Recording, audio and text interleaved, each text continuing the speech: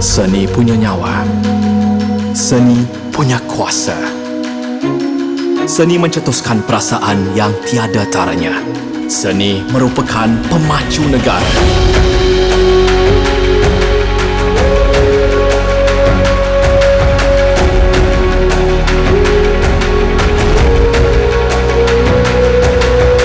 Seni menyatukan kita dalam meraihkan dan menyalurkan tenaga kita ke haluan baharu.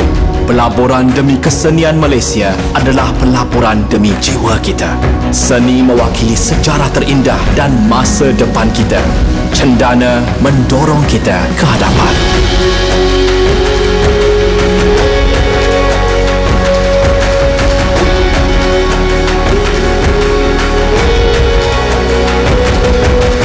Dan dari sini, kita bangkit.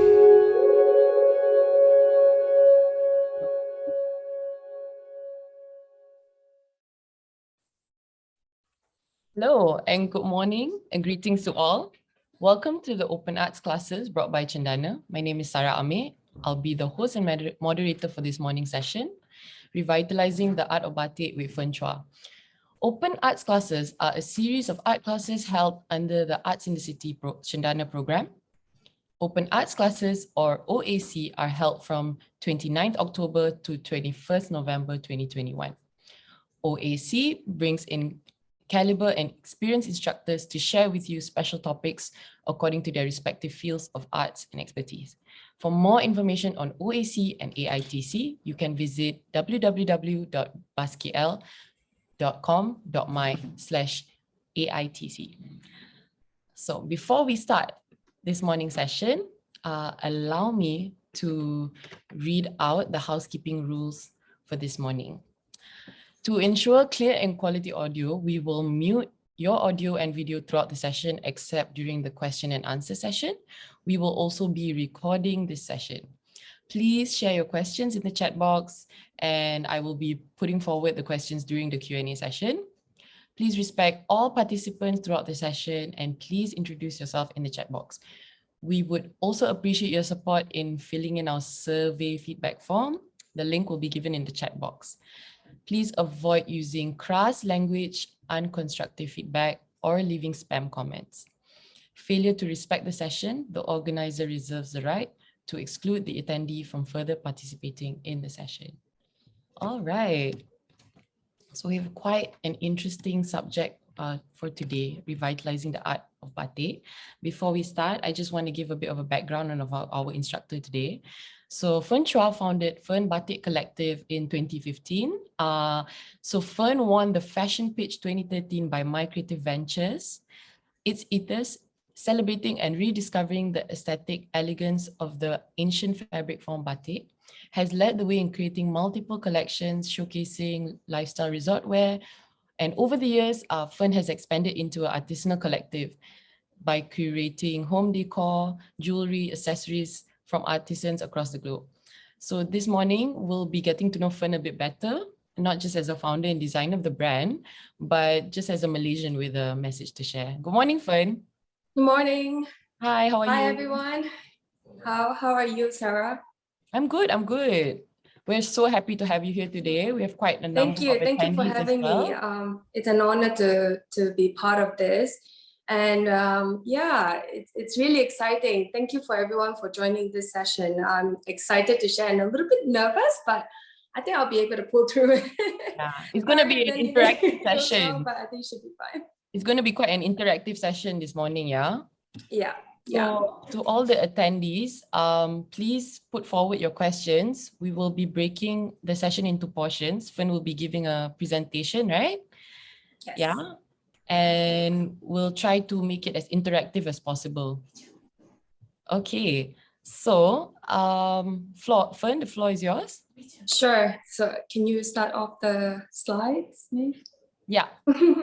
Okay. So the slides this morning.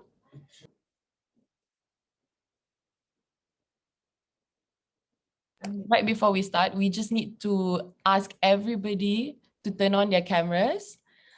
We'd like to have a short photo taking session with Fern before we start our class. Okay, great. Great seeing everyone's faces this morning. Hi. Okay, so I'll just cue everybody.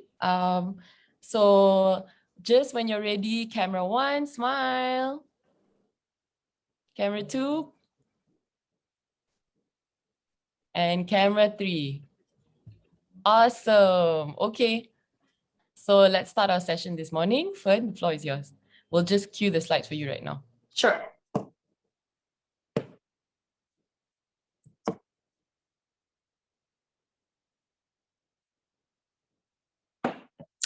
Yes, Sarah, can you move to the next page?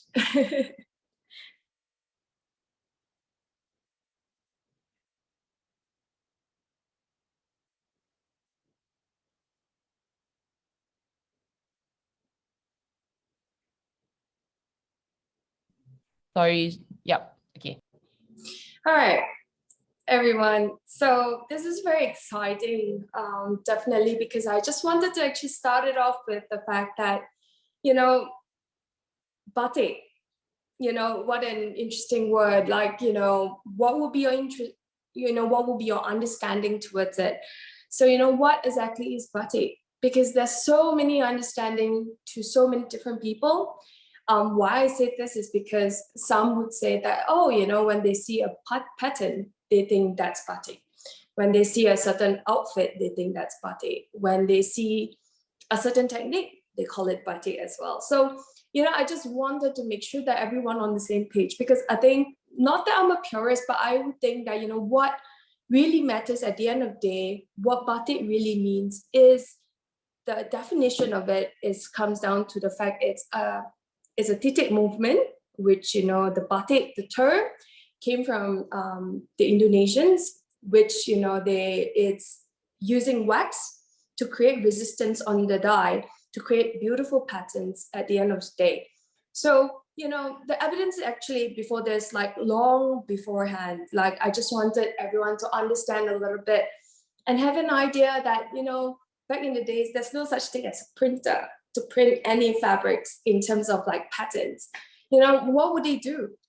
How do they, what if they have some ideas in mind and, that's what people do, that they want to create something and they have actually discovered that they could use wax or they could even use a different technique. So, there's evidence around all across Far East, Middle East, even Asia, that this development is through influence of trade and cultural exchanges in that sense. You have in India, they have amazing, beautiful crafts till today. You have China as well. Some would say that even China has actually developed wax technique way before the Indonesians did. I'm not here to actually discuss or rather argue in terms of like where exactly it comes from, but I'm just giving you in terms of facts. Even Egyptians, the linen cloths, there are patterns on it, that was using beeswax. So there were a lot of claims from all around the world. And I have no doubt that, it's such a beautiful craft that is the only way that people could actually really use it to create patterns in the past. And of course, when you talk about patterns in general, patterns was created because, in the past, there was a thing that, they use natural dyes to actually create colors. Then, they want to go to the next level in that sense. And, hey, we should create patterns as well. Why? Because it symbolizes a form of status. For example, the people high above or the royalties in the past, they wanted to make a difference of showing their symbol, their status. So that comes down to the fact that, how this has evolved over time. And it's very, very interesting, I have to say. And, the more I learned about it, the more I was intrigued. And that leads to where I am today, but I'll share that later on. And of course, I have absolutely admiration in terms of like when it comes to batik, when it comes to Indonesian batik, especially because, they have developed their motive in such a way that plays such an important influence into their culture and traditions, as we all know that already. There's so many different meanings and symbols when it comes to Indonesian batik. You know, when you think about it, like especially like that's why how Indonesian batik has played such an impact, because you know they have literally different meanings to every patterns that they have created.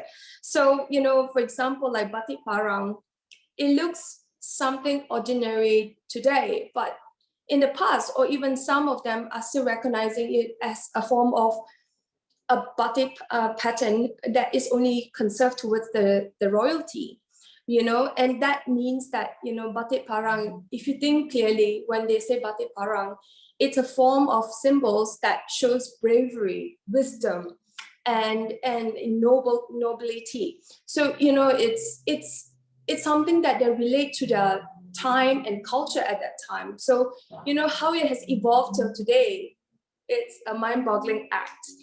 And besides knowing about Indonesian batik, what was very important for us to also understand what we have today, it's part of an influence, you know? And there's no right or wrong in terms of what we know batik. I, for one, did not know what batik really means until I stepped into this journey. And obviously, like, you know, the more I learn and, you know, I realized what are the differences of batik, Indonesian batik and Malaysian batik, how we have evolved ever since. Now let's talk a little bit about Malaysian batik. You know, when it comes to Malaysian batik, you know, we have a great influence from the Javanese batik, definitely. It has been adapted and brought over to the east coast of Malaysia, as we all know, and that's the reason why there's such a huge group of hotspots of like artisans till today in Terengganu, in Kelantan. They are known for what they do, and you know, it's very interesting. And of course, you know, there's an early 90s influence of their culture and daily lives to what people are using it for. You know, that's actually also shaped about where we are today. So you know, the truth is that ever since then, we have a lot of admiration to previous batik, which I would love to share later, but also at the same time, you know, people move with time and adapt and suit to the current taste and era. Hence that we have come to today, a form of freedom to our designs and less conform to the meaning when it comes to Malaysian batik. So I'm gonna open the queue to everybody. What do you think about batik in general? And also at the same time, do you think that we have lost this ancient art form, or do we have hope to revive it? And you know, I do feel that, you know, we are not fully lost. You know, we do have hope, but you know, the floor is open. You know, I would love to hear from you guys before I move on, because I would like to take everyone's mind about what you think about batik, first of all, before I begin my art class session. Hey everyone, feel free to raise your hand or just kind of put your comment in the chat box. If you're keen on being spotlighted, we can basically have you interact with Fern in a live manner.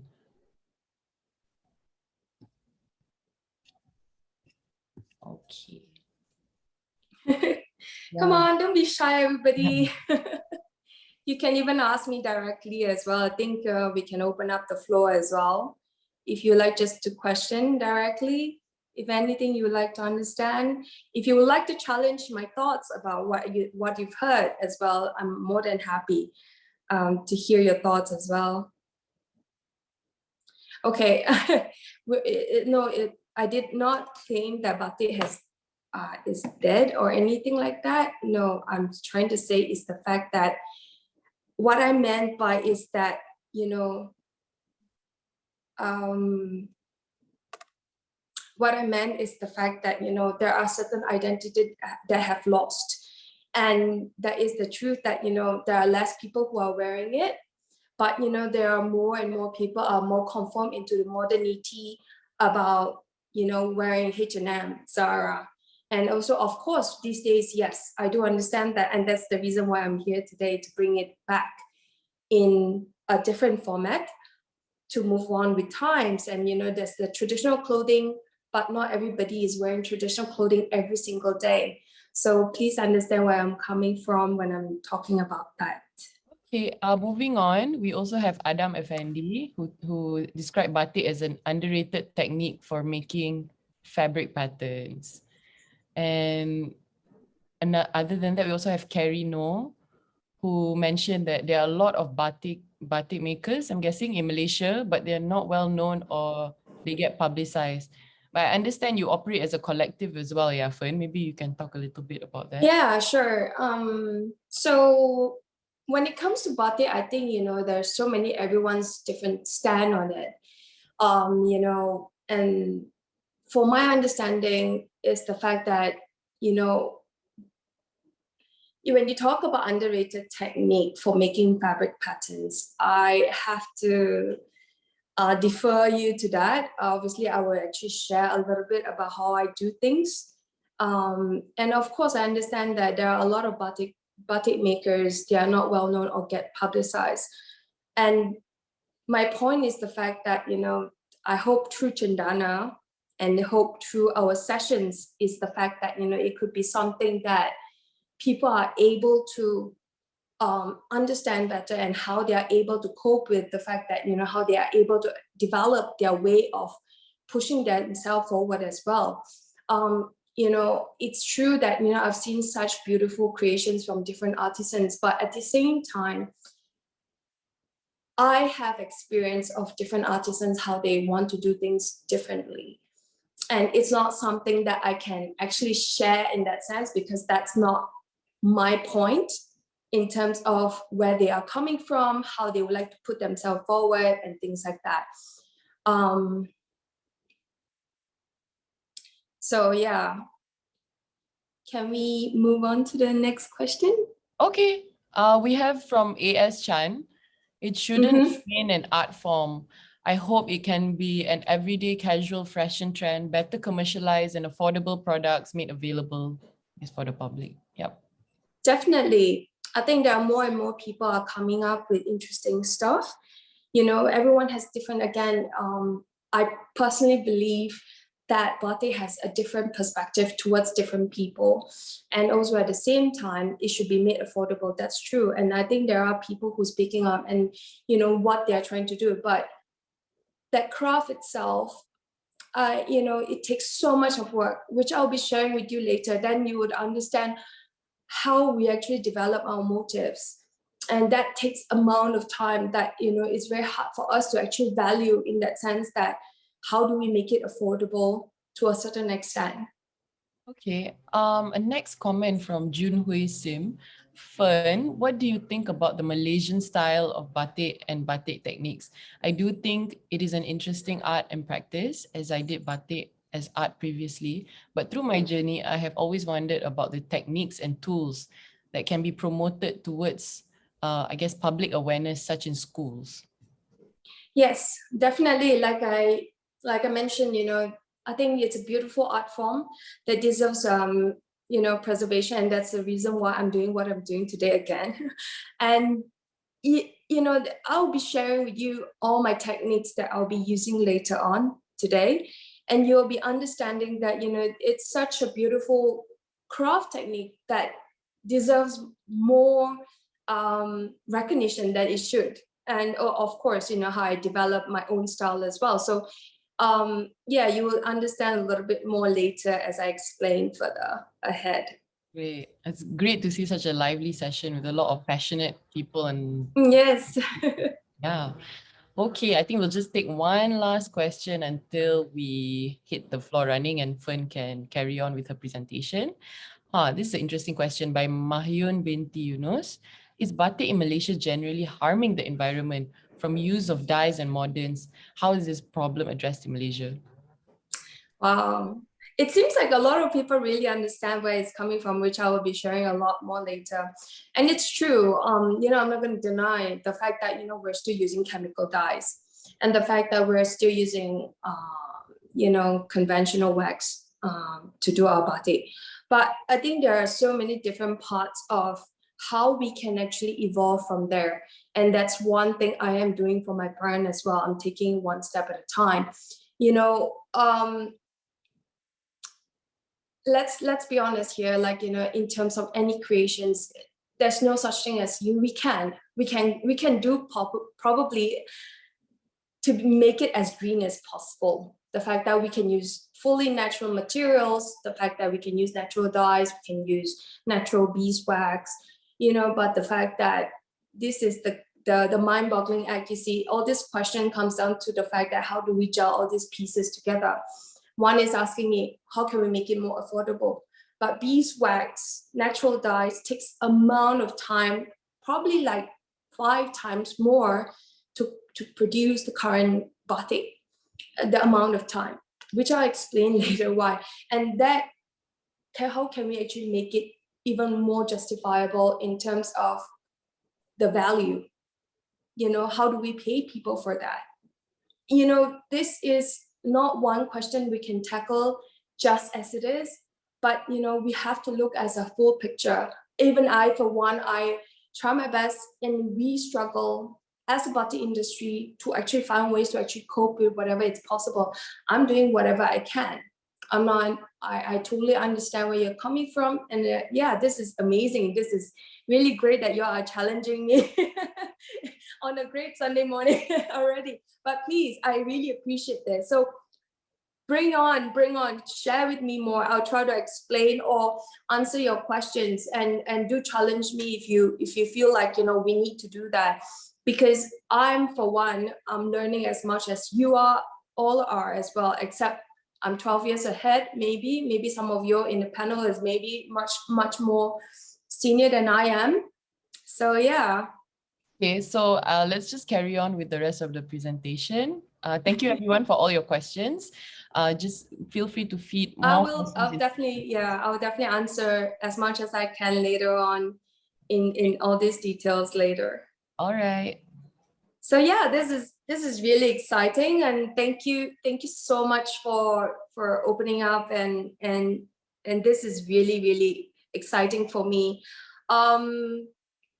So let's begin. Let me do a little bit introduction about my brand, where I come from, so you all would understand my own challenges, my own struggles, and where I've actually got myself today. Maybe you can move on to the next.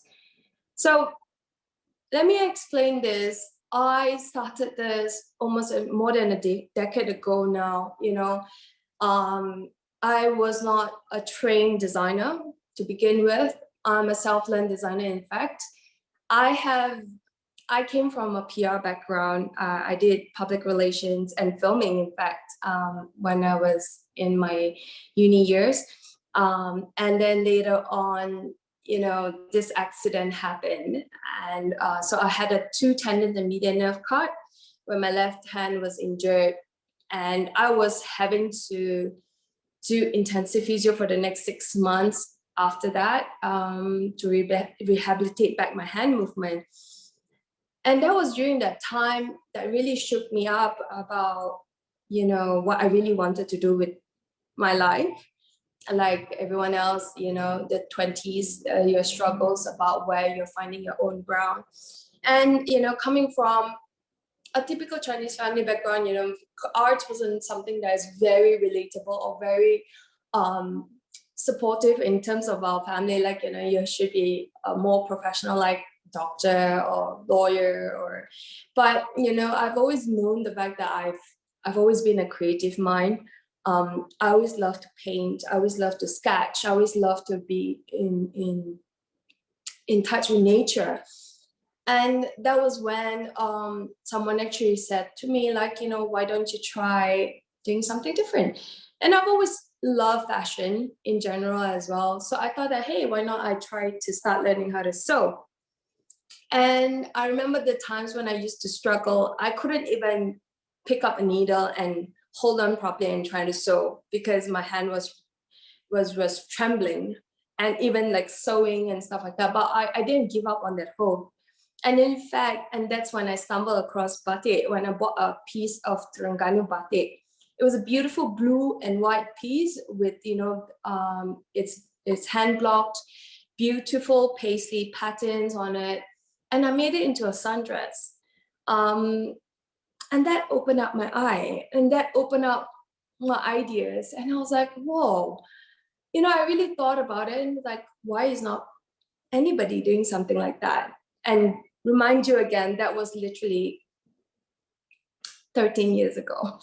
And it's true. At the time, it was only mostly, reserved for traditional wear. It was not known to be doing anything different than what it used to, what it's served for.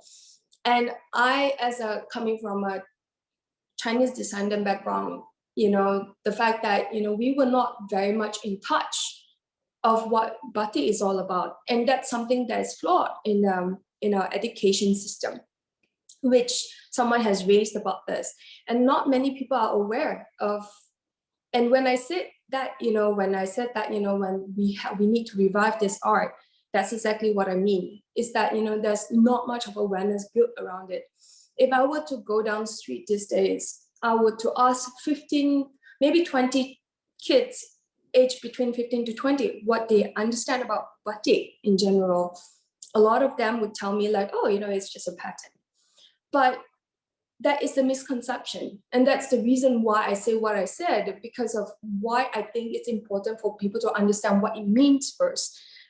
And I struggle with that. So what I did was actually I picked up books.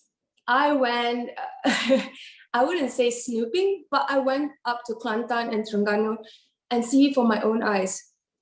I went attending different platforms. Like at that time, there was the Batik convention happening. I sat there and listened to the pioneers, absorbing what I could and understand about batik, and eventually thinking that, hey, what can I do with this? There are so many beautiful artisans' artwork. That is true.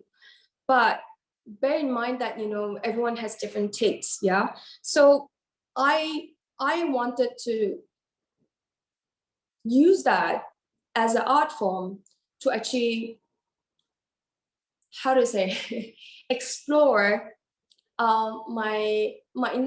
explore and actually express myself.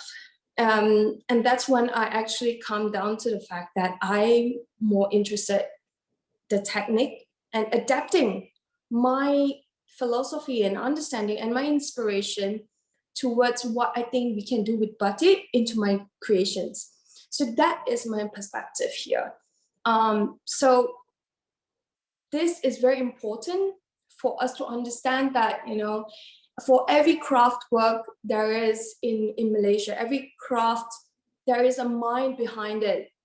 If I were to use every other artisan's artwork, their work is not being recognized for what they're doing. And that is the reason why Fern brand is being created. And that is the reason why I wanted to express myself differently through my creations. And that is actually where I come from. And obviously, when I got more interested with it, I met a lot of amazing people, and I'm really feeling really grateful till today that, through all these different people who's willing to share with me, and obviously here I am sharing with you all, it makes us a stronger dynamic to build a better tomorrow for batik industry. And that's how I feel, and that change should keeps on going, and that's how we should keep on going on, I guess. Let me share on to the next page. So yes, I'm founded by my creative ventures after winning the fashion pitch. I wanted to showcase, like I said, through my inspiration, through my designs, to bring a different perspective into Malaysian batik in general. So, and also I've developed my own style, which is, creating this resort wear feel. And that is something that I'm able to relate with people. And I'm glad that till today that people really love what I do. And that is the reason why I'm able to actually open up my first flagship store in Bangsa Village, Not sure if any of you have been, but please visit us if you have a chance, so you would understand where our work lies in, and how also at the same time, I realized that it's very important to promote my own work, but also other artisanal works, because, you know, it's a synergy that we're building on. And I feel that, you know, craft industry, even when it comes to artisans, they should have a voice of their own. So yeah, shall we move on to the next slide? So till today, I have developed up to 12 to 13 series. Each of them tells intimately about my journey, places I've been to, things I've seen. You know, that is one of the things that I wanted to relate with in terms of when it comes to designs. How do you develop your own identity? It's most important if you are interested in batik designs. You know, that shows its possibility of pushing the boundaries of what this craft is all about. So, you know, and can we move on to the next page? So, you know, when I started this journey, I literally had only less than 8 designs per series. You know, the Snowfall series is one of my favorite. Just to give you a relations about how I developed, like, you know, the Snowfall, that was my first experience of a snow blizzard in Japan. And I fell in love with it, and I wanted to show a more modern side or a different side of batik, and that's where I created this gown. And then the Wave series, the Ginkgo series, the Wilderness series, the Coral series, the Fern series, all plays an important role about how I've interacted with nature, which I'll be sharing with you more about how I actually developed the patterns. Shall we move on to the next slide? Yeah, so I want to share with you again about why I do what I do.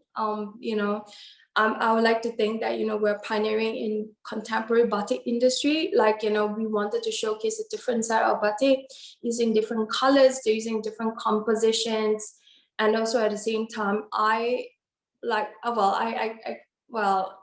am known to be like a rebel, because I wanted to not conform into what we're known for when it comes to Malaysian batik.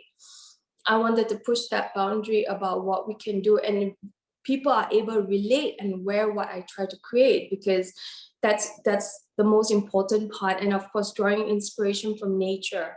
And the fact that every piece has to be hand painted, because I think that's the essence of where batik should be, because it needs the wax details, the fact that it needs the handwork to actually really express itself through that, to actually create a beautiful piece. And, you know, so here I have actually started, you know, when people are asking me like, oh, you know, is batik harmful for the environment? Yes, you know, in some sense, of course, because it's still chemical dyes, like I mentioned, but, you know, we are trying step by step. We can't change the full model immediately, but we would love to try and take one step at a time.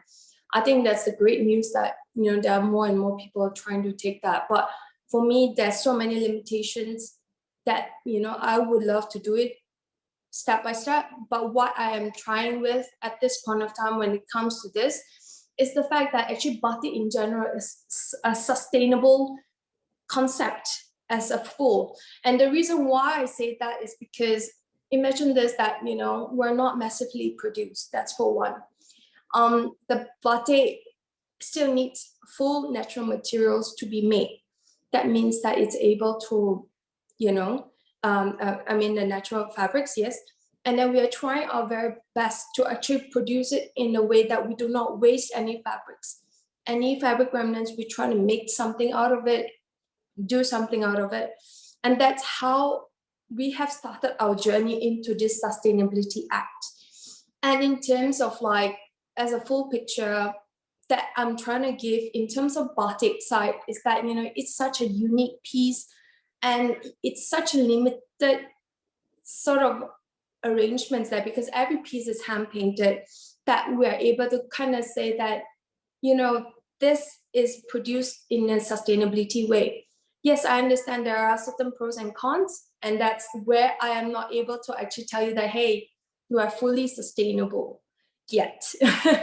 So as we all know, sustainability is a stepping ground that, you know, it's taking one step at a time to actually moving on towards it. So yeah, that's where we are, and we're proud about what we do. And yeah, that's basically Fern as a full picture to you of what we do.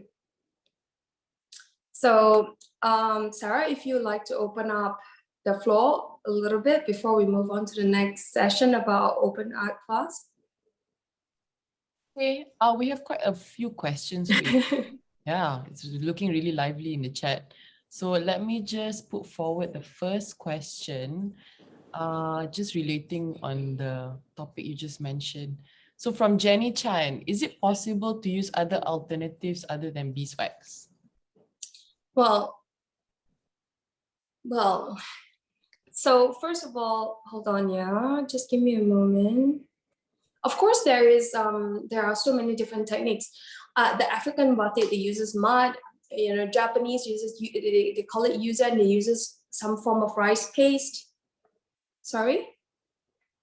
Yep. Sorry, you're muted, Sarah. Yeah, sorry. And you know, beeswax was firstly introduced, but the amount of, you know, again, beeswax is much more expensive. And of course, there's also like coconut wax, soybean oil wax, and you know, there's so forth. Any form that can create some form of oil, it's possible.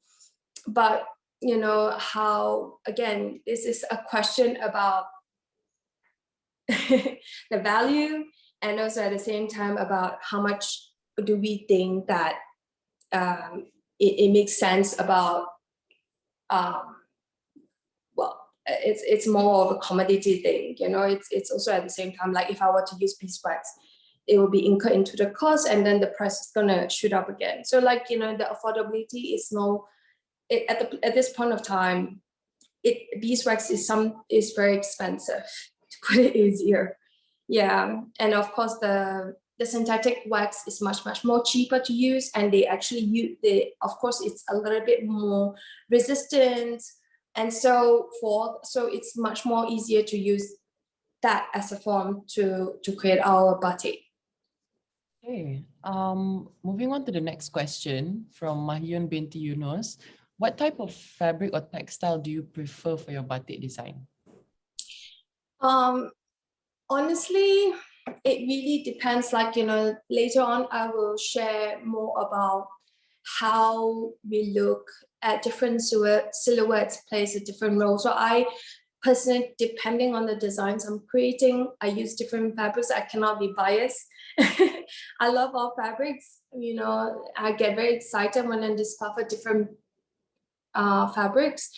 And, you know, that's also another point I wanted to add. I actually try to work with different vendors as well, not just fabrics. At the moment, all raw fabrics comes from China mostly. There's some produced in Indonesia. Unfortunately, in Malaysia, we don't produce any fiber fabrics at all, barely none. If you know, please share. I'm more than happy to know as well. You know, and also at the same time, I even work with one of the fabric that I actually started introducing. It's called the biwa cotton. That alone is such an interesting work of art. They come from the Shiga prefecture in Japan. I work with this supplier. He's a small time fabric supplier maker who's been passed through 3 different generations. And this, it's like a crinkling effect of cotton, which is very comfortable to wear. It's got this natural like stretch, and you know, all of this that I'm trying to constantly search out for more interesting fibers to use for my fabric. So yeah, to answer to that, like I'm constantly exploring different fabrics to use, but not every fabric are made with 100% natural material, which is sad because sometimes you go to China and then they're like, oh yeah, it's 100%, but it's not really 100%, and you realize that you cannot use it, and you buy it and it's such a waste, you know. So I'm always very careful when I'm creating a collection. So I try to use what I'm used to and what I'm known for. So, it's all about your own perception or what you like to use at the end of the day. Pretty much a journey, I'm sure, in terms of fostering Yes. and building these relationships. Okay, we have a next question. I think this relates back to your personal journey and your experience from Yu Chi Kam. Can you share how you're able to overcome your shaky hands? Batik chanting needs brisk, precise movements. Exactly. And that's one thing I struggle about. The good news is it happened on my left hand and I'm a right-hander person. So that didn't affect it much, but when it comes to sewing was the challenge. And of course, and that's the thing, that's why I took up sewing, because it rehabilitates back my hand movement. I'm able to do more things with my hands rather than sitting in front of the computer or and not activating it. So I took it as a form of practice, and of course lots of physio. I was in the physio, I don't know, I think I was first 3 months was like almost 5 days a week that I had to like spend 2 hours a day to rehabilitate back my hand movement to like, let's say like 3 times to down to 2 times. So it slowly improved. So yeah, it was a journey. It's most inspiring that you're able to put forward and kind of make your healing process into a work of art as well. Yeah, so a lot of people think that, I when I think back, I personally think that it's a blessing in disguise. I'm not saying that everyone should go through my journey to actually go through, to do what I do today. But, it really pushes you forward and really make you think about what you really want to do. But that's my life story. That's how I actually stumbled across Batik, and I never regret it and never looked back ever since. Okay. One last question before we move on from Andy Kui. Fern, any plans for a series or collection for men? Those pieces are beautiful. Yes. I started small, and you see, the thing is that there's so much requests or so many different requests of like, why am I not doing this? Why am I not doing that? But I think what is important message that I like to share with everybody is the fact that, I can do everything. The question is, what do I want to focus on? And that is one thing that I feel is important to share with everybody, because at the end of the day, it's not about what you can do so many things for sure. But perfecting a craft, perfecting something is a whole different story. I want to make sure that I started small and trying things out before I actually move on directly, like, oh, wow, here is my full entire collection of menswear. I have plans for it, but, at this point of time, even with 12 people in my team, I have to say that, it takes a whole huge team to make things work. As much as I like to do everything on my own, it's impossible. So I have my team to thank for. Even today is still small, but as we want to do more, we need to have more people, we have to have more manpower, and we have to have more delegations of different things. So I would like to focus more about what I do best, opposed to trying to do everything at the same time. Okay, good to know. I think hopefully sometime in the future. Yes. Yeah. Hold on there, I'll do it. But I already started. And actually, I don't promote it that much, but if you go to Bangsa Village, you do find some mentions, and we do offer custom order pieces as well. But we don't publicize it yet because we are still a little bit concerned about whether if we're able to cope. Again, reminding you that we take full charge about our full entire process. So that means that from the beginning of the concept till the very end product, we manage it ourselves. So we try not that we don't want to work with other artisans, but it's also because I'm trying to represent of my own identity. And that is the reason why we want to make sure that we're able to control and able to actually be more profound about what we do. So there's a lot of different things that it becomes a limitation set for us to try to push forward. Yes. Okay. Thank you everyone for all your questions. Yeah, thank you. I'll try to I'll try to answer more later. But yeah. It's looking very lively in the chat. So keep your questions coming in, everyone. Fern, I'll leave you to move on to the next session of your presentation. Sorry, someone can't hear me. Is everyone able to hear me now? Yeah, I think your audio is fine. Maybe, Okay. yeah, okay, you can just move on. Thank you. So yeah, okay. Well, what's very interesting is the fact that Mr. John Ang has actually just joined in. He is one amazing guy. If you want to talk about textiles, I think, I am like here and he's like, it's mind blowing, but, I'm just going to share about my art class first, but, sorry, I'm just so excited to see you here, John. Thank you for joining again. But yeah, so let's begin with, how I look at my batik in general to begin with. So, drawing inspiration, concept, and identity. So, like why I said that is very important is because batik is known to be, an art form. Like any art pieces that you see, there's an interpretation of different artists, of their voice, of their feelings, of their emotions, so these are relevant questions that you need to ask yourself. What is your interest? What catches your eyes? What do you generally like? What style is your favorite? What makes it special? And what's important is you have to understand the process, and you have to keep pushing the boundaries forward.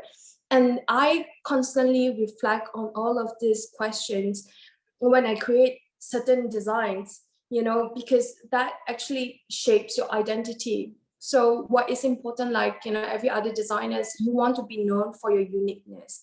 That comes down to the fact that how you are able to share with people and not be the next, oh, okay, there's the next person doing batik, great, but there's lacking of depth to it. So it's important for you to understand, and who are you trying to target the market to? Who are you trying to sell it to? Art as a whole, a creation, great, I could do amazing things, but we have to be also true about, who our clients are, who are they able to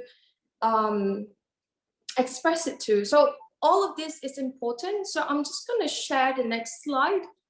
I'll take you through one of my favorite series, the Sakura series, so you can actually understand how I develop my patterns. I wanted you to actually, I share with you here a little picture of myself with the Sakura, the smell, the feel of that day. How did it evoke your emotions? It's important. And when you see a flower, it's not just a flower, how you're able to actually adapt it. So I've actually come up with all these raw pictures. These are pictures that I've taken and I've used it into my artwork and created it into an art piece, as my batik art piece, and eventually created into a silhouette. So it looks simple because at the same time, you have to understand that the commercial value is important that we're trying to strike today.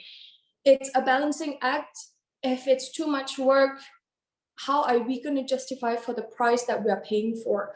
To people, are they able to afford to buy? And that's the reason why a lot of people are asking me, how can you make it more affordable? But if I were to make it more affordable, that loses even more appeal to the art itself, because at the same time, for me to actually develop from an inspiration till the finished product, it takes roughly 3 to 6 months. And that is alone with the fact that I have a huge team to work with. And that is true also different color tones, and which I'll be sharing with you later. I'm not going to do a spoiler, but here I am just trying to explain to you in terms of an inspiration and identity, that you are able to relate. So it's important that you are able to capture your moments, and that's the great thing about technology these days. The modernity meets with traditional part, where you see something, you're able to capture it. You're able to capture it. Can you hear me, John? Sorry, he's actually asking, like, there's no sounds. I hope everyone can still hear me. You're pretty clear on our end. Maybe. Okay. Yep. yeah, so maybe someone can help him on this. I'm so sorry. Yeah, and obviously, like, you know, what I wanted to show is how you are able to use these images and create pictures. Sorry, use these pictures to create your own artwork. How do you interpret it? But trust me on this, you never get it perfectly on the first go. It's always something that you have to try to experiment and see what works. And some pictures might not be fully relevant to what you're trying to create, but somehow in your mind, that's how it works. It's hard for me to explain it, but I will explain it further later on as well. Yeah, so do you all have any questions about this concept, identity, or inspiration? Please send me questions so I can actually help you all to develop further of understanding on this part. Anybody?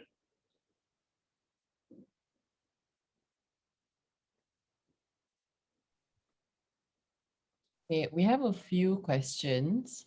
Mm-hmm. First one to start off would be from Adam.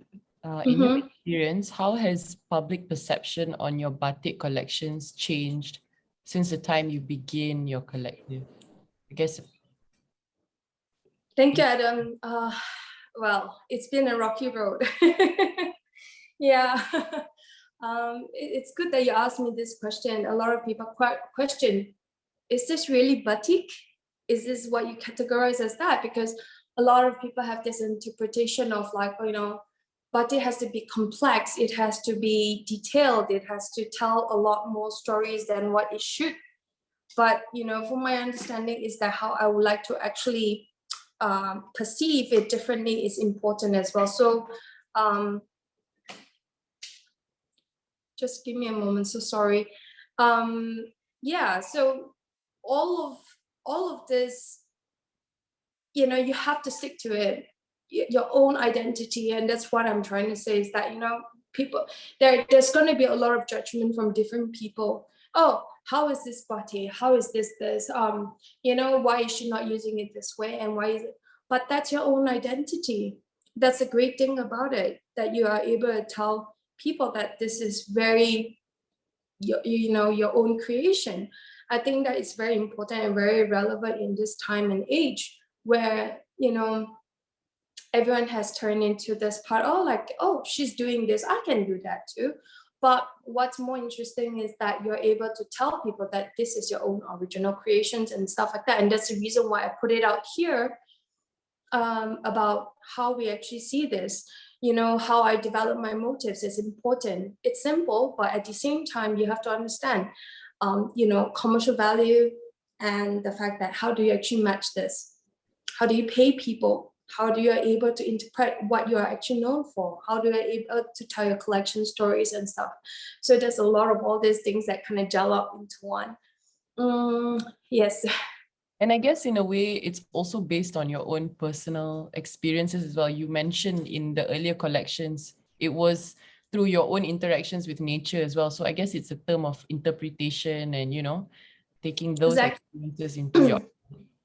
Exactly. And I have no doubt with a lot of all these artisans as well, you know, but there are a fine tune of people who's able to adapt to what their identity is about. But also at the same time, there are people who's like doing what they do just because they're doing what they're doing.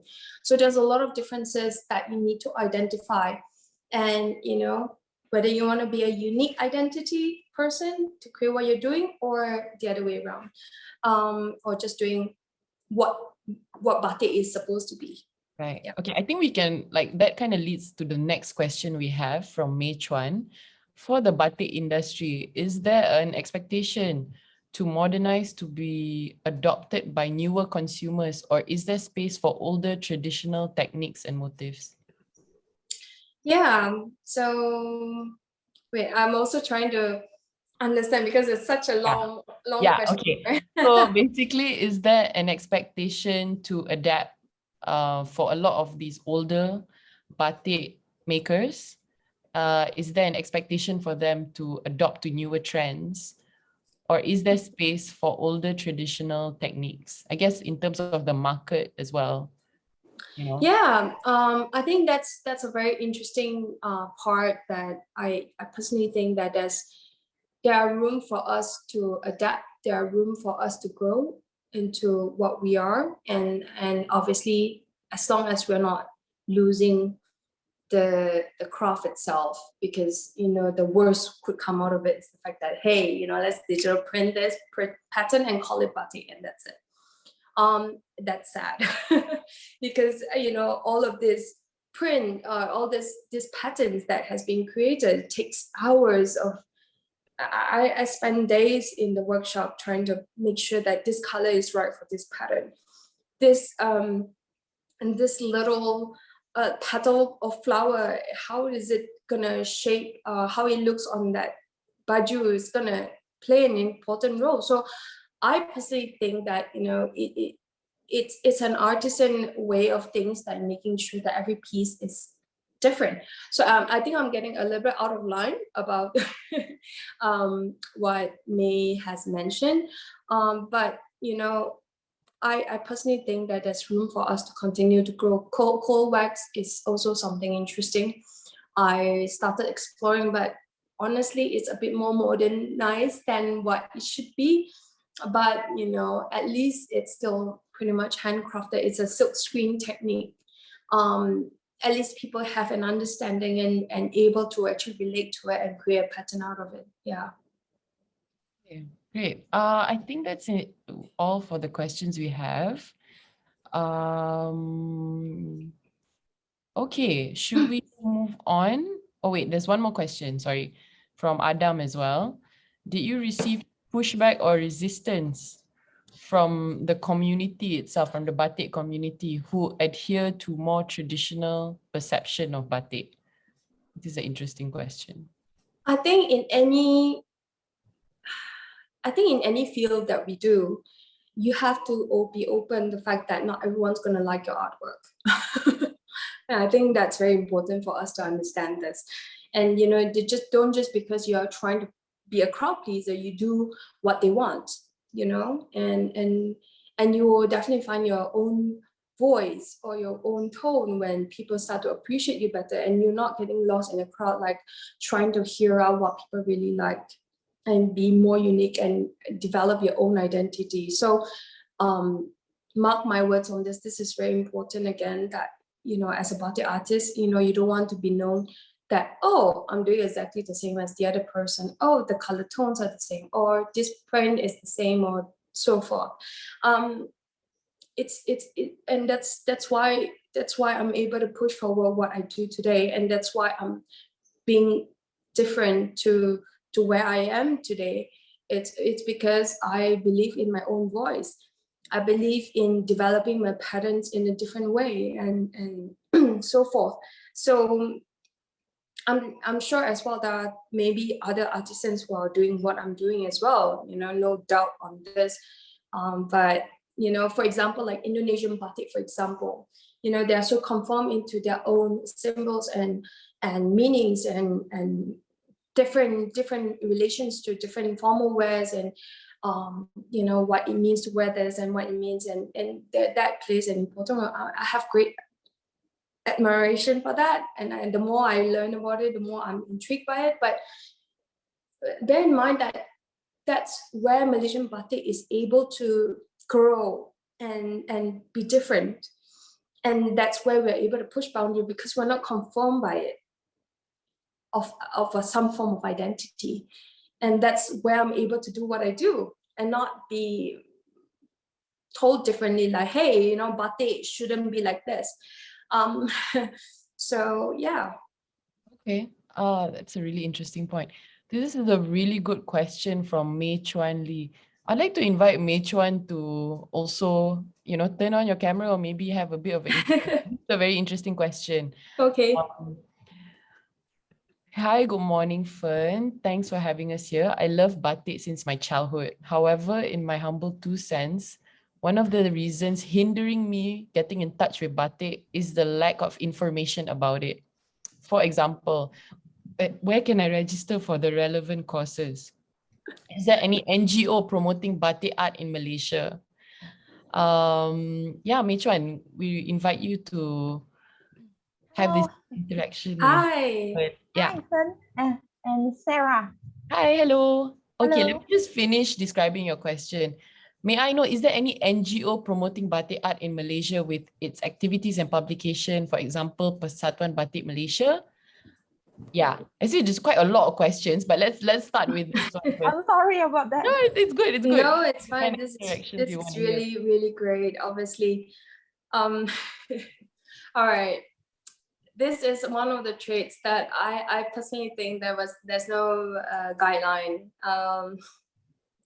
The truth is the fact that where I got myself today, it's through different acts of researching. And 12 years ago, internet was not as great as now.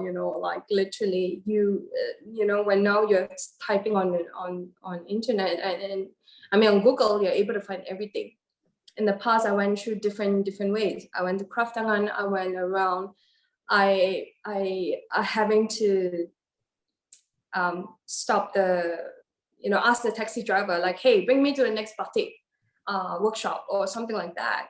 And that's when I meet different people. And that's when, I discover it myself. And I pick up books. I learn different ways. I go to Pasar Seni. I went to different places. Like I said, I went to the Batik convention. That's where I met Rizka Hara. That's a very, very interesting story there, actually. I don't think Nick is here, but a lot of people might have known, might not know. I used to when I first started out, I did a collaboration with them. I was so drawn to their batik for certain reasons. They were really doing something different with traditional motifs. And they have their own set of identity, which I really appreciate till today.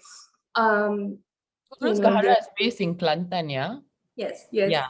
Okay. I met them way before I started this, and that was the great energy synergy. And I questioned, and they were so open to actually share a lot of information with me and willing to collaborate with me. And that opens up my eyes about what I can do with batik as well. So, having said all this is the fact that now that I'm looking back, it's a lot of all these things that you're able to try. There's no straight road. Point is, Mei Chuan, you want to get something, you have to try to find your way and work around what's possible. For me to tell you, sure, I mean, you can go to Kraftangan. There's no, personally, I think that there's a lot of different organizations, Yayasan Budi Penyayang, there's a Kraftangan as well. And then now we even have, we have Malaysia Craft Council, which is led by Nick Faiz, which is part of Rizka Hara as well. There are more initiatives coming along the way that you're able to learn more about all this craft. So if you talk about batik in general, you have to find your way and work around it, and you have to try to experiment yourself. I did the same. I'm a self-learned designer. Even in terms of fashion, I have no idea how to sew. I don't know how to do patterns. I took my time and learned it myself.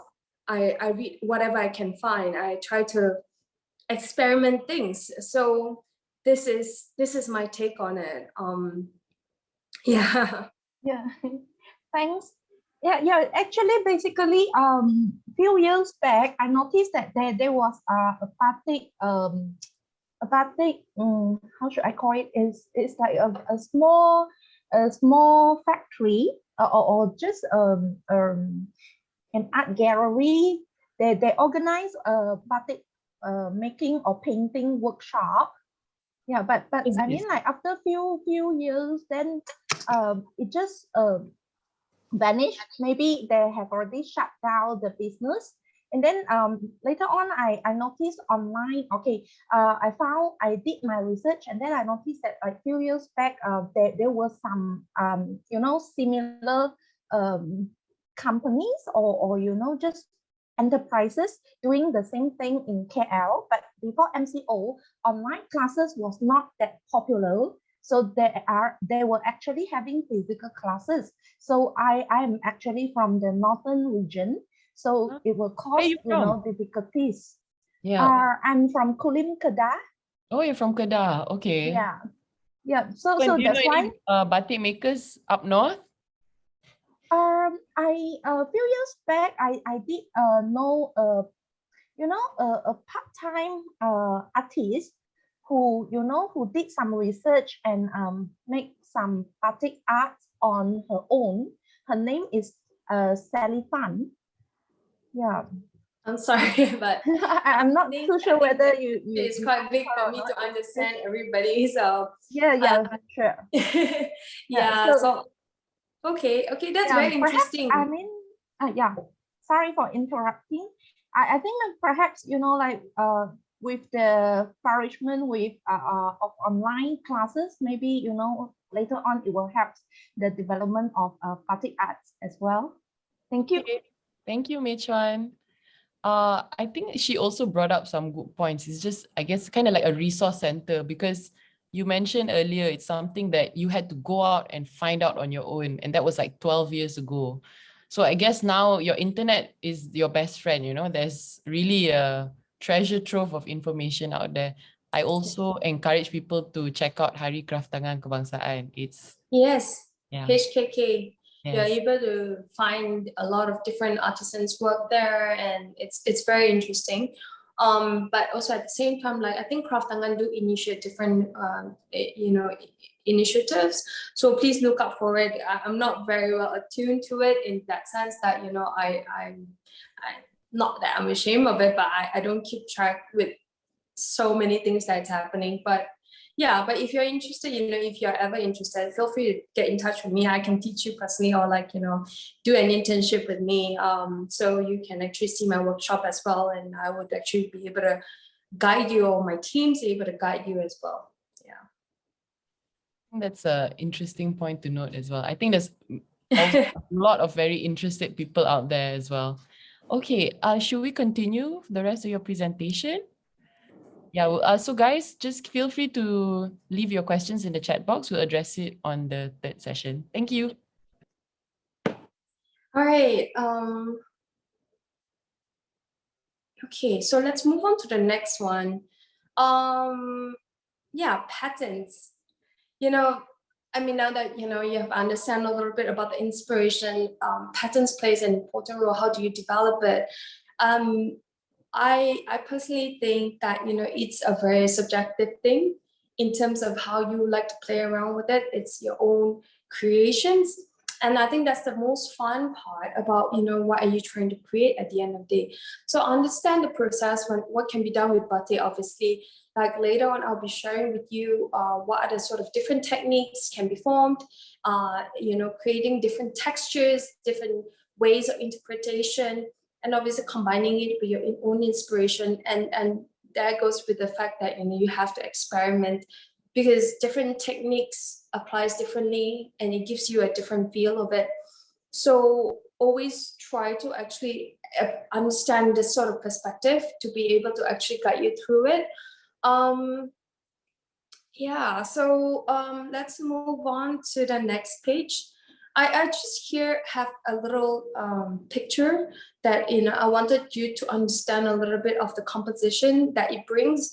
This is in my own workshop, no, sorry, in my own space during the MCO. I wanted to do a different feel of it, and I actually saw these beautiful yellow flowers. They are so simple, but they are so interesting, and I decided to actually forage them and try to put them together. And to my surprise, obviously, it brings out different feel, and the complexity of like a full entire print to when it's simple, what sort of look and feel you're trying to actually bring on.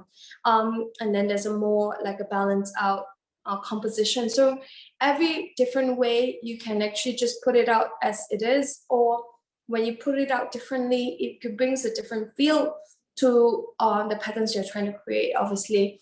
And that goes the same, in terms of how sort of detailed. So from here, my understanding towards nature as being adapted into just a piece of paper for you to understand. And obviously then later on you can illustrate this there's endless ways of creating your own patterns. It's about your own perception. Again, that's why I'm trying to enforce this, is that, you know, you can bring a very heavily influence into your design, or you want it something more simple. So you are the judge, you are able to tell, and you're able to actually create your own voice in terms of how you actually want to create your patterns. So yeah, any questions regarding to the patterns first before I move on to the techniques? Sorry, sir, I have to just give me one moment. I have to switch off the camera for a moment, and please share with me your questions. I'll answer in a short bit. Okay, everyone just keep your questions coming in about pattern making. Feel free to just let Fern know what your thoughts are, or maybe some of your... Okay. Hi, Hui Sim. Thanks for your question.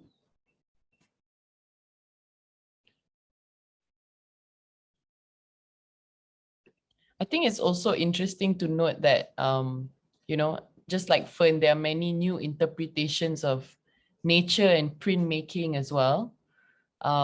As mentioned earlier, if you go to Hari Kraftangan Kebangsaan, there's a lot of modern interpretations of prints as well.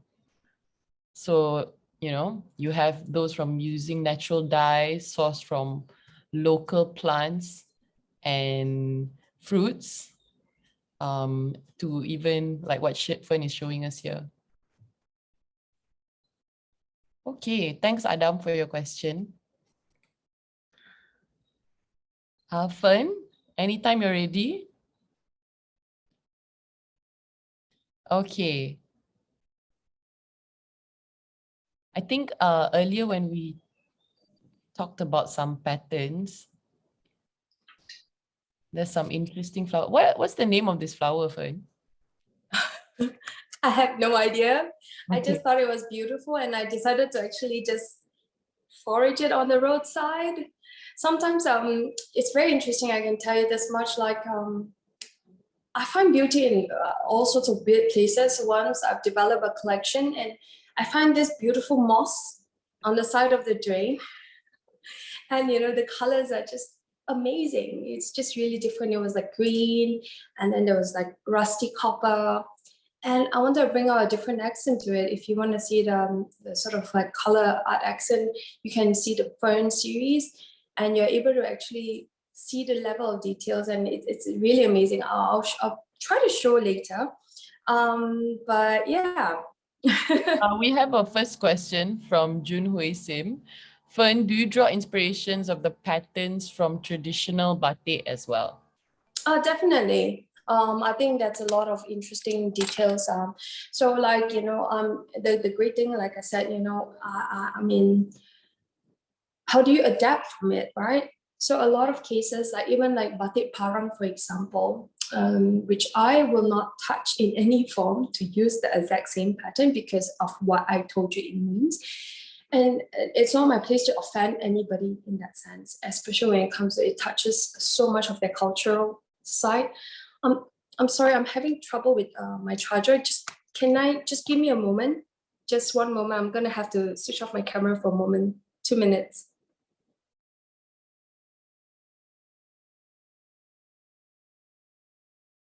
Yeah, so guys, just keep your questions coming in. We have quite a few interesting questions as well in the chat. Okay, so in the meantime, we are having a second class today with Aniketni Madian. She will be talking about her process as well. She's a wood sculptor and an artist. And other than that, you can also check out the rest of our classes. We have 2 more weekends of classes from Friday to Sunday in the next couple of weeks. The information is all available on buskl.com.my/AITC/OAC. You can just sign up directly on the website as well. Yeah, so just to let you guys know, so the open arts classes, we have 5 different categories every weekend. So there's independent music, craft, art history, performance arts, and also, I'm forgetting the last one. Yeah, art history, did I mention that? Yeah, but we have a crafts as well. So we have five different industries that we cover. Okay, fine. Hi, I'm so Okay. sorry. I have to, if you don't mind, I have to change the laptop. I'm so sorry, guys. It's Just okay. suddenly, I don't know why is it not working. It's not charging, and I'm panicking about this. Okay. Can I just switch the link in a bit? Okay, Just, sure.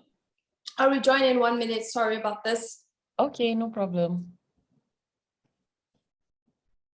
Okay, so in the meantime, I think we can share a video on Fern's process as well for everyone to just kind of watch before we get her back on the screen. Enjoy, everyone.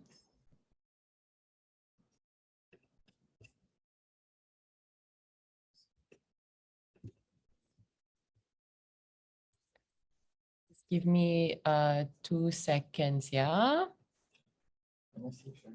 Yes. Okay, so in the meantime, as I mentioned earlier, yeah, we're just going to play a video just talking about Fern's process in the meantime. Okay, I'm good. Okay.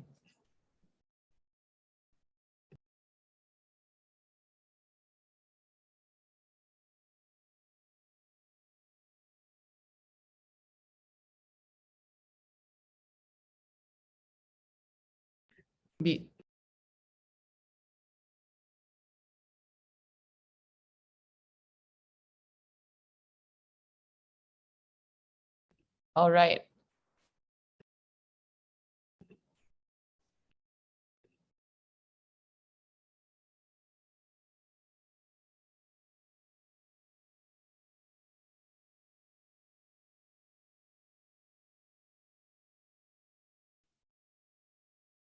And batik is actually an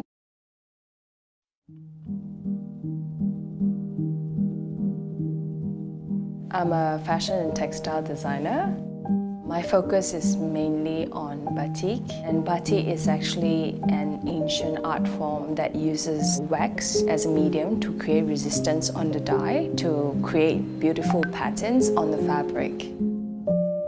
It started about 10 years ago. I was involved in a car accident. I had 2 tendons and median nerve cut on my left hand, and that was during the time that I actually really thought about what I wanted to do. I started to pick up sewing actually because of doctor was saying to me, you should do something to rehabilitate your hand movement, and I thought that was a perfect craft for me to take up.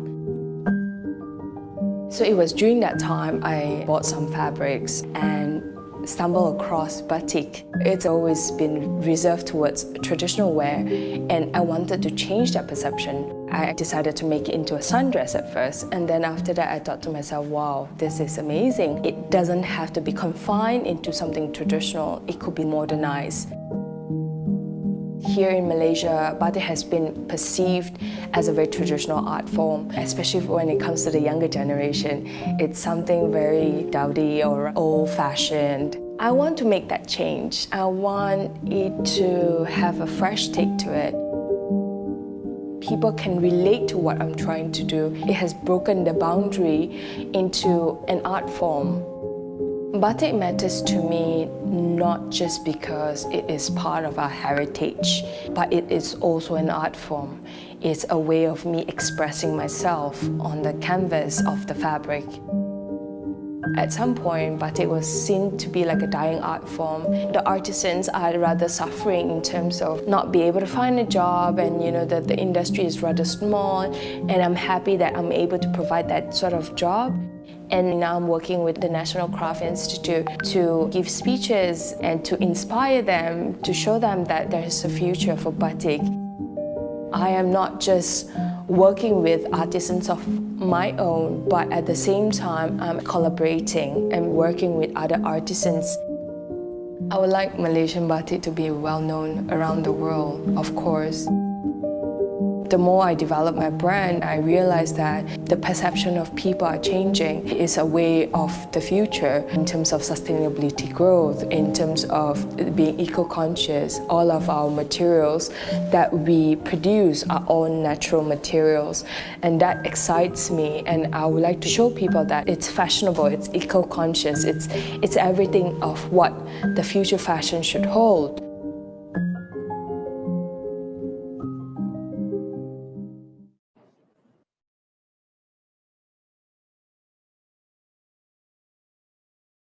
Hi, I'm back on now. Oh, maybe you could rotate your phone. We could Oh. see, yeah, landscape. Yeah, Is this better? yeah, it's better. Okay. Great. Great video, by the way. Thank you. very Yeah, that was actually initiated by British Council. So we were chosen to represent 6 other different crafts across the globe to actually feature this Crafting Futures program. So yeah, it's amazing to have them to have me on board for this amazing campaign. So yeah. So Sorry. in the meantime, should we, I think we stopped at the Q&A session earlier. We have some questions for you. Yes. Okay, so from Adam, are there any aha eureka moments in your creative process? Oh, many, definitely. So that's the reason why experimentation is very important throughout different. So I try to use different ways to create batik, which I will show you later on what I've actually adapted to what I've learned, and experimental that actually comes into the next part about the batik making process. So I wanted you all to actually understand where it comes from and where I'm heading towards, how it's actually has turned into something different for me. Okay, another question we have from the highlights of today's session. Kang mentioned he learned batik making in Cherating Pahang. It's a backyard kind of school of where he learned batik. So maybe we can even initiate it to have a program to learn in our own backyard. That's what he mentioned earlier. Yeah, definitely. I think that would be great. I think I'll definitely have a conversation, maybe even with Nick Fires or people who are in the industry to see how we can kickstart this, and even Chandana maybe. So, I mean, an ample space is definitely needed, but if you have that outdoor room, if that's accessible, not to everyone, of course, it's how much space is normally needed to, do that whole process. Something. So, well, it's to break it down to you, basically you need to have a frame form to actually be able to stretch the fabric. That's most important.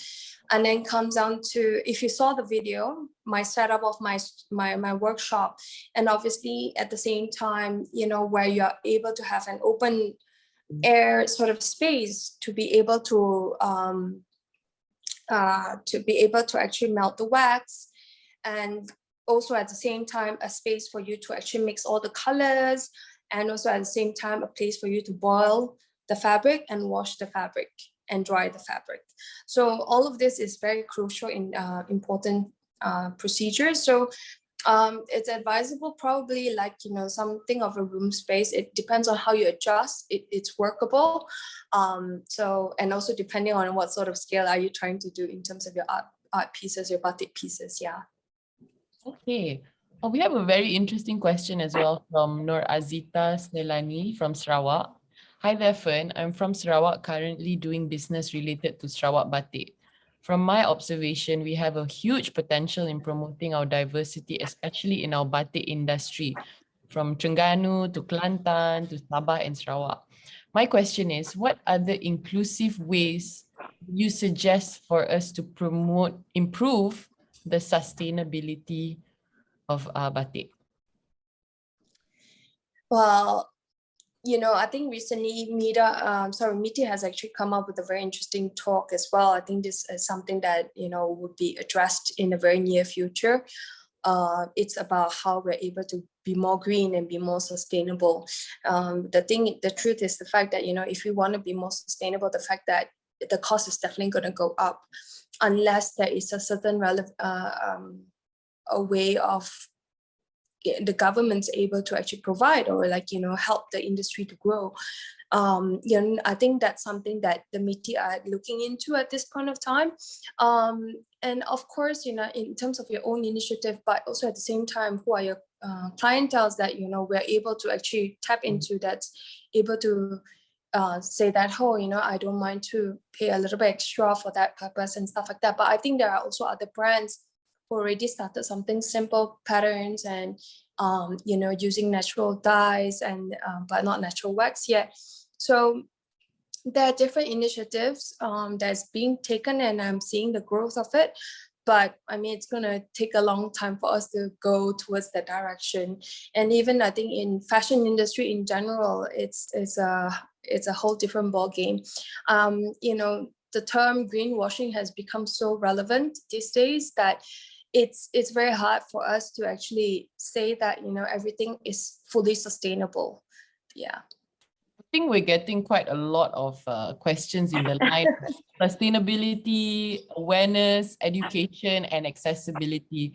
So I think this is definitely a good Kickstarter because from what I understand, there's a lot of people who are very much interested and really wanting to get into the line of kind of understanding the industry more perhaps and going into the workings of it. Which brings me to the next question we have from Jun Hui Sim. She mentioned, okay, I actually only came to know batik during high school as a post-PMR activity, but it only lasted for that year only, which is a pity because that is how I was introduced and got interested in batik. Perhaps it can be a small part of local curriculum or, to collaborate with a batik artist for it to be more accessible and public friendly. Maybe you can, because Fern mentioned earlier, those who are interested, do an internship. Yeah. Yeah. So hold on, let me just refer to the, sometimes the question is a little bit too long for me to understand.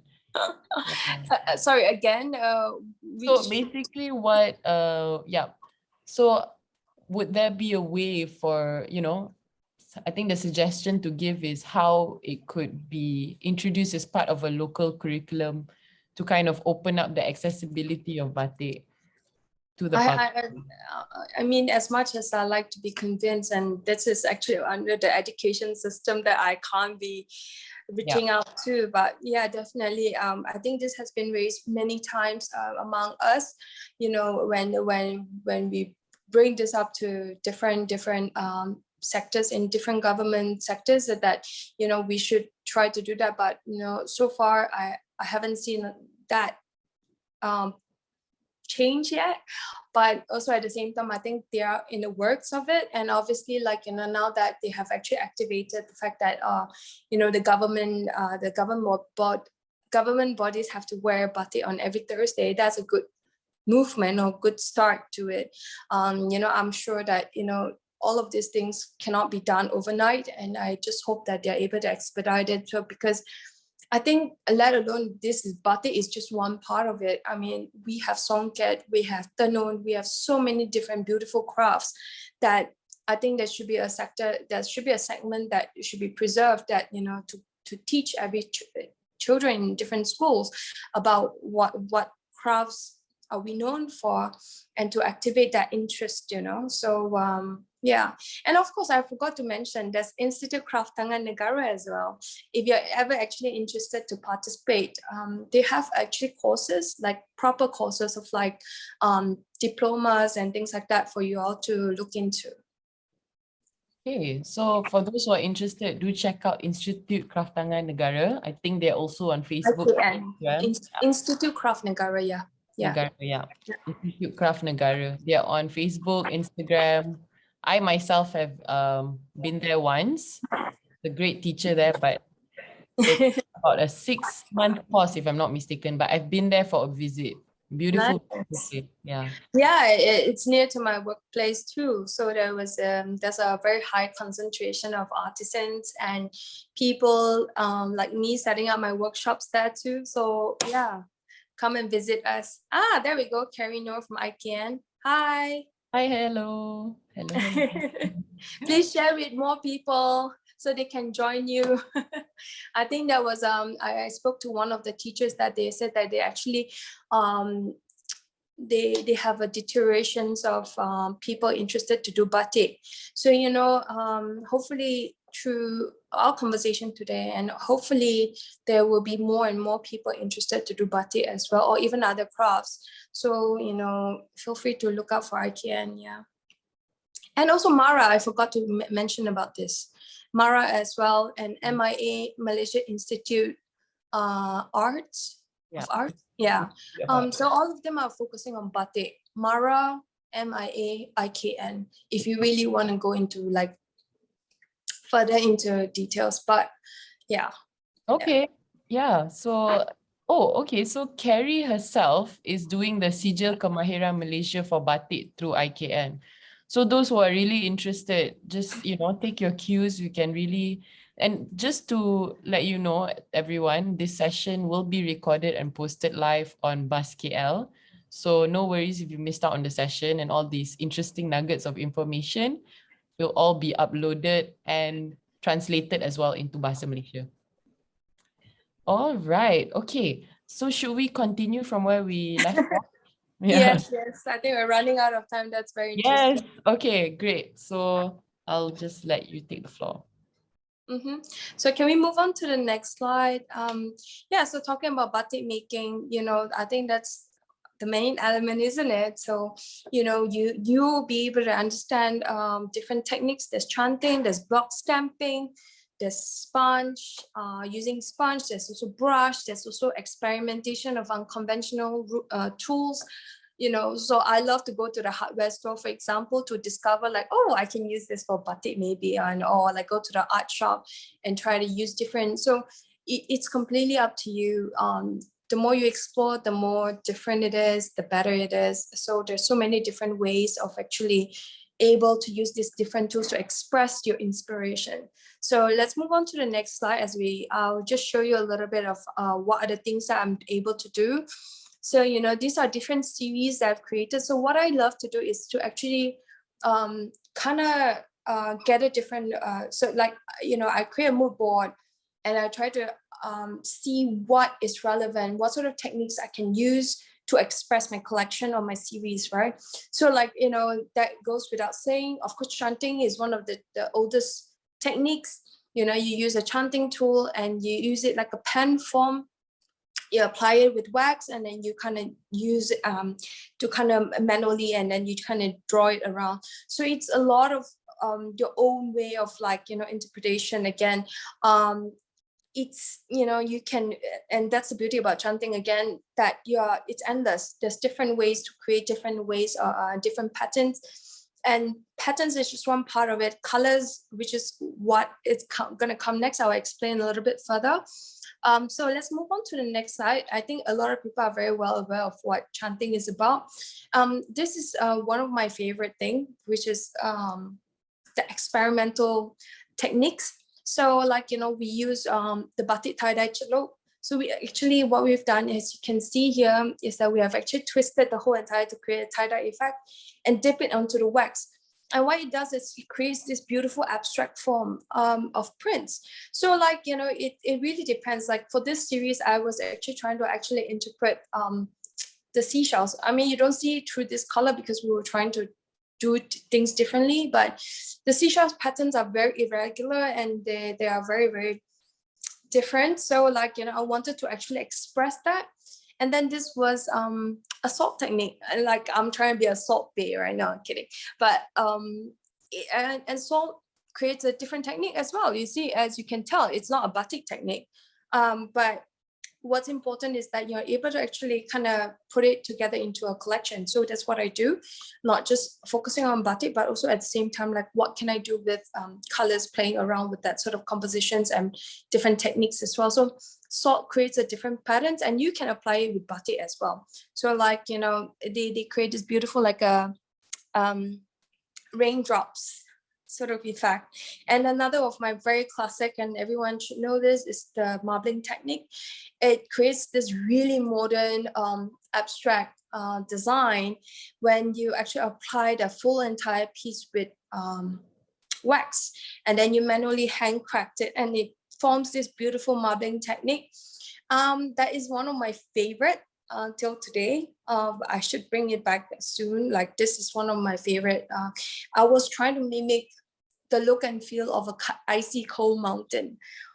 So you can imagine how it actually, you know, that sort of interpretation, white, black, you know, the monotonous. Yeah, so I love abstract sort of designs, and that's what I've been known for besides florals. So it's about your own, again, interpretation. I've said it so many times, I know, but it's the truth. So yeah, so let's move on to the next one. Block has been introduced for well, as long as I know, ever since of chanting. That's the second one that is well known of. I think there's an adaptations from it from different backgrounds, and obviously, like, you know, they have actually used this to actually combine it with chanting for the people in Indonesia. But, you know, I wanted to create something different out of it. So what I've done here is, you know, through the orchid series, I wanted to show it a little bit more distinctive of the patterns and things like that. These are the things that you can try to explore and create it like a geometrical patterns, or something that is a little bit more refined. So again, like I said, you know, different different inspiration or different things that you actually wanted to explore in the mood board, it's being told through, you know, then you're able to explore that. And then brush is very interesting. Brush is also something that we can explore and actually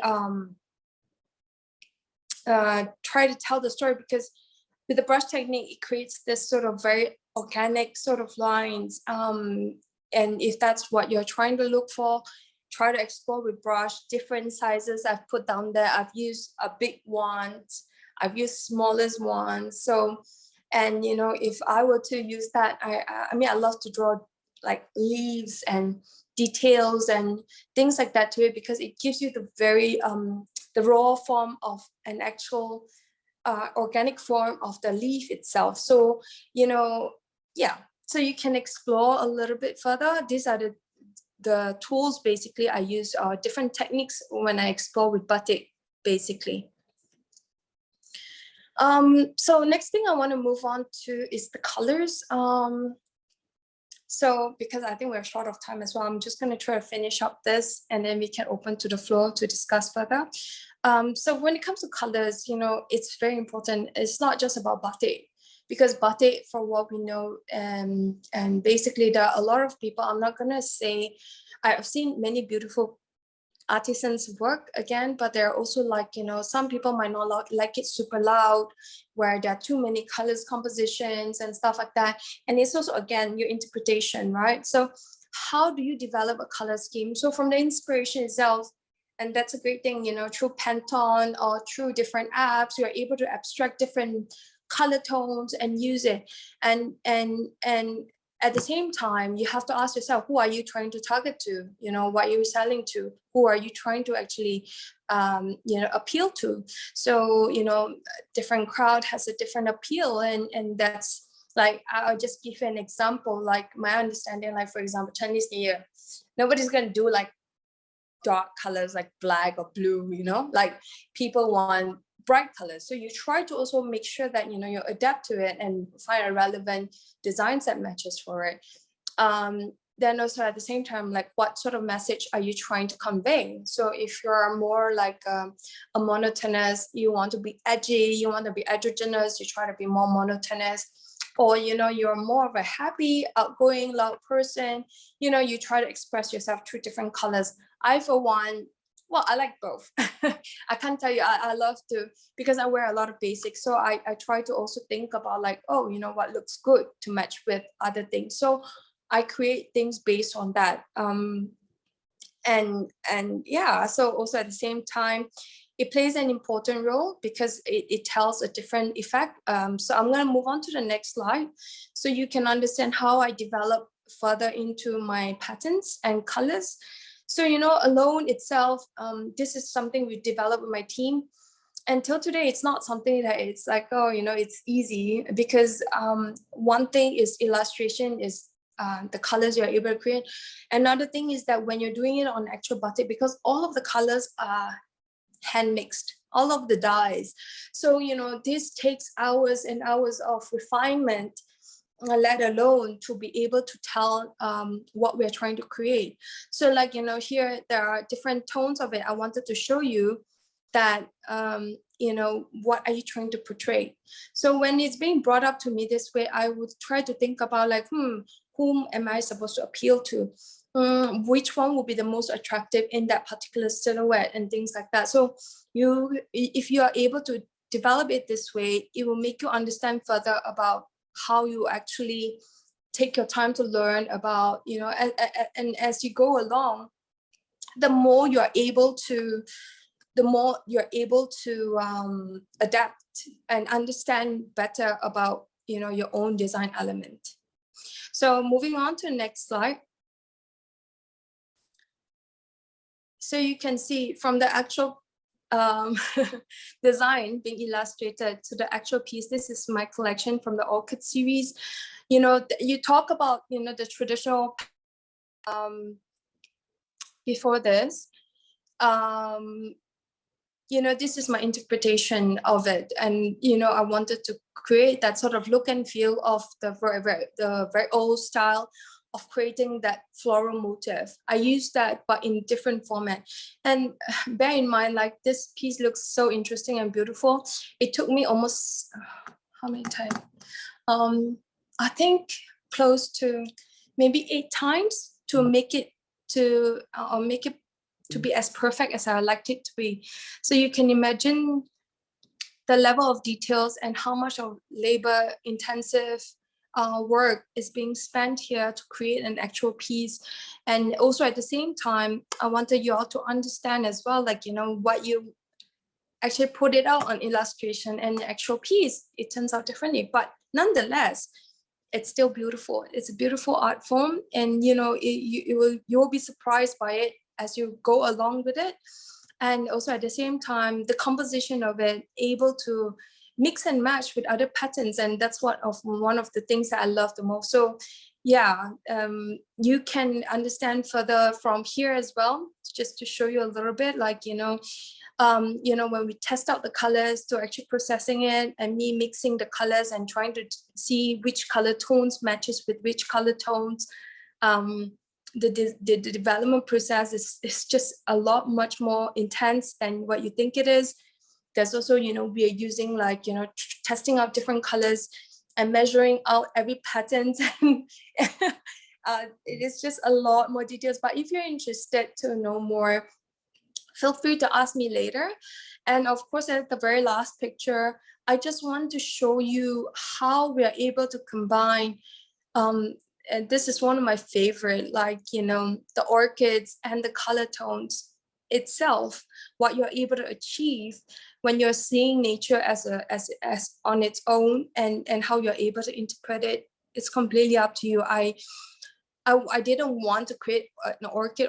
So what we did was we actually created an abstract petals out of it, and we combined different methods and using the color tones we find in an orchid to apply it into the design. So yeah, I think that's basically what we have come down to in terms of different process. If you're able to actually understand all of this, then you should be okay in terms of identifying this sort of process. I'm actually explaining all of this, but at the end of the day, experiment yourself and understand where you want to take this forward for yourself.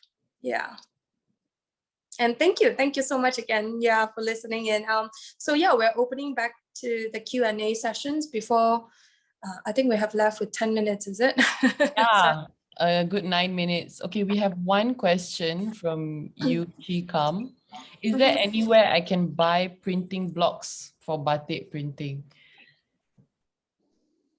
Yes, it's not by, but there's also another beautiful craft that deserves preservation, because the more people who are interested in batik, they are able to also help the batik block makers as well. So that one of these guy, Al Amin Batik block, they have been doing this for generations, and they have saw the decline of people ordering from them, and that takes also an amount of time to be able to actually create all these blocks as well. So you've heard me, you can look up for them, or you can also contact IKN or even Craft Tangan and find out more who you are able to actually work with in terms of like the block makers to create your own patterns and things like that. So yeah. Okay, that's pretty much the last question we have. We have a short 7 minutes. I think it's best we wrap up the session as well. Thank you everyone for attending and spending your time today in today's session, Revitalizing the Art of Batik with Fern Chua. We all hope you've gained useful knowledge and you've had fun throughout the session. Before we end the session, we really would like to ask everyone to fill up the survey feedback form. We appreciate all your feedback in terms of how we can improve the session. And we have the next session coming up at 2 p.m. with Aniketni Madian coming up. She will be talking about her art process in woodworking and also creating her artworks. Very interesting. Yeah, thank you so much, Fern, for your time. No, thank you. Thank you for having me again. Thank you so much for listening in. And if you have any more questions, feel free to reach out to me personally. I'll try to my very best to answer. Or What's the best way we can reach you? Is it through I don't know, Instagram, I guess. Okay, Everyone Instagram. seems to be doing that. Yeah. Yeah, and if you are interested to even look further ahead, internships or anything, if you have any ideas to share, feel free. If you want to challenge me in any form in terms of what we think about batik, I'm open for discussion, because I think this is very interesting. That keeps me as well to be more open-minded about different perceptions. I hope you all manage to get a lot out of this. If anything, do let me know. Okay. Thank you again. Insightful session. Thank you everyone for all your time. We'll close off the session for today. So have a good weekend, everybody. Have the great rest of your Sunday left till we start the new week. And I just like to say again that we have 2 more weeks of Cendana Open Arts classes from Friday to Sunday, and you can get all the information on www.buskl.com.my/AITC. Okay, thank you everyone. Have a good weekend. Goodbye. Thank you. Bye. Goodbye.